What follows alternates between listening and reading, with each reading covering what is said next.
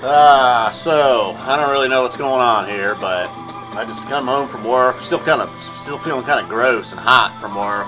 Kick the shoes off. Oh man, what a great feeling that is. You know, sometimes it's a little cliche. Hey, I can get home from work, undo the belt. Ah, look at that. In the evening, I undo my belt. That was very good timing.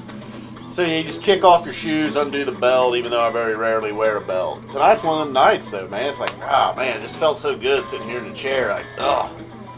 Guess I was just on my feet moving more than normal tonight. I mean, I'm always on my feet moving around, but I don't know, man. The feet, maybe the John Fishman Adidas are already wearing out, because feet hurt a little bit tonight when I got home. Just felt good to sit down. I don't know, I might not have sat down. I guess I probably sat down on my dinner break, but that was about it. Other than that, man, F Zappa 20 was up on his feet and feeling it. You know, normally I at least sit down at some point, you know, catch a little 5-minute break here and there. You know, I'm not one of those guys that goes and takes a shit on the clock, but at least, hey, if you knock off a few minutes there, you're sitting down. But none of that tonight.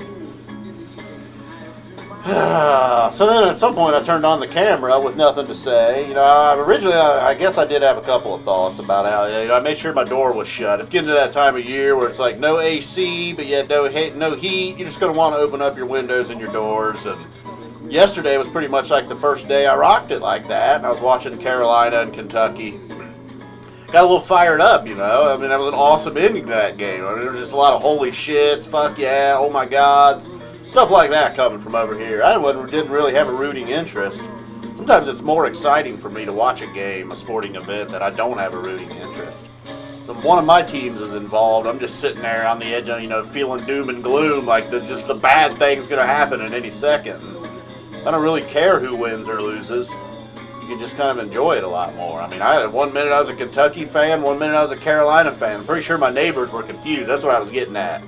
You know, the lady over here, her dog, she's got like, I don't know, seems like she's got about like 7,000 dogs. She's only got 4, but barky little, 2 of them little fuckers that just bark all the time, you know, they're little barky bastards. Dude hit that 3 to tie the game yesterday there. I had all 4 of them barking. Ladies across the street, you know, I don't know what they were up to. I think they were putting on like a new screen door or something. I know they heard me. Kind of a confined neighborhood here, man. All the neighbors were right up on each other's ass. So you guys have heard me talk about a Cowboys fan back there. I'm doing the dishes, looking out the back window. So there was a lot of that. The birds, man. I'm a big enemy of birds lately. It's not only the chirping in the morning. They're just an annoying animal. I mean, they have at least most animals. Like I encountered a rabbit out there in the yard earlier. Squirrels climbing up and down my tree all the time. I mean, they're cool to look at least. They got a little bit of personality. Birds, none of that. I don't get bird watchers. I don't find anything interesting about them. They have no personality at all. We had a pet bird, a parakeet, when I was a kid. I don't know what the fuck my parents were thinking, but the thing didn't care. It didn't know. I mean, whatever. I mean, why would you have a pet bird? Didn't make any sense. If you have a pet bird, I'm sorry, I don't mean to be offensive, but it just doesn't make any sense. I don't know. Maybe if it's a parrot, even a parrot, I don't get it.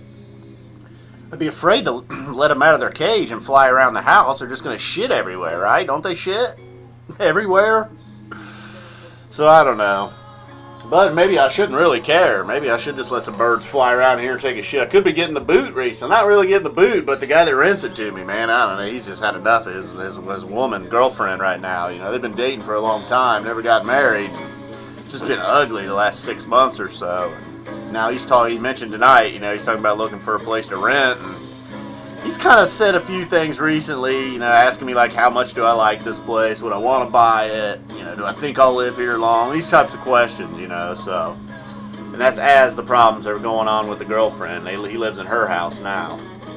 So tonight I just told him, like, you know, he started doing the passive aggressive thing again. I was like, look, man, if you need me to move out and start looking for another place to live, I will.